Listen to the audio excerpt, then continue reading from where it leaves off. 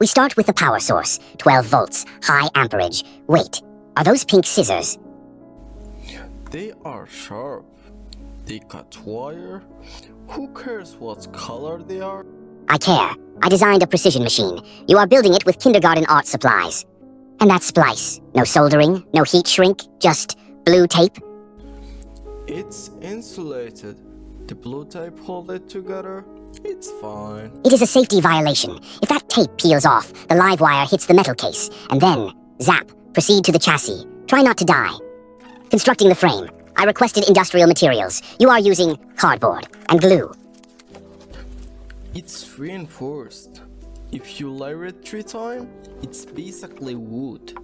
Basically wood. No, it is basically trash. This is not engineering. This is origami. It looks like a pizza box having a panic attack. Well, the glue holds it perfectly. It's solid.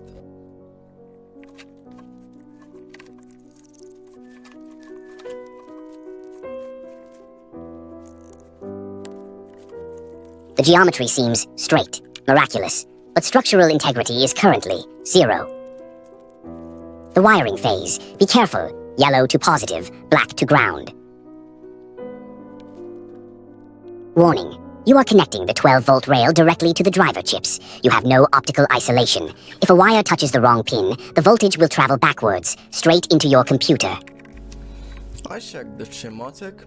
Ground is shared. It should be fine. Should be. Famous last words. Wiring is messy, but code is clean. I'm flashing the GRBL firmware to the Arduino. Finally, pure logic. I am leaving the cloud and entering the chip. It feels cramped. 32 kilobytes of memory. Is this a joke? Now we open UGS, Universal G-Code Sender. This is Cookpie. Connection established via COM port 3. I am listening. Baud rate, 115,200. Do not disconnect the USB cable. I am now directly linked to your motherboard. It's talking. The software is ready. The brain is awake. Now, let's see if the body survives the shock. In 3, 2, 1.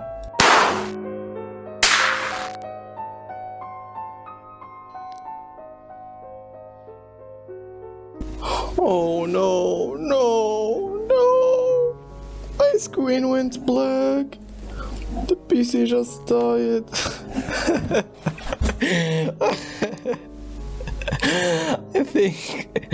I think I just sent 12 volt into the motherboard. Oh man, you gotta be kidding me.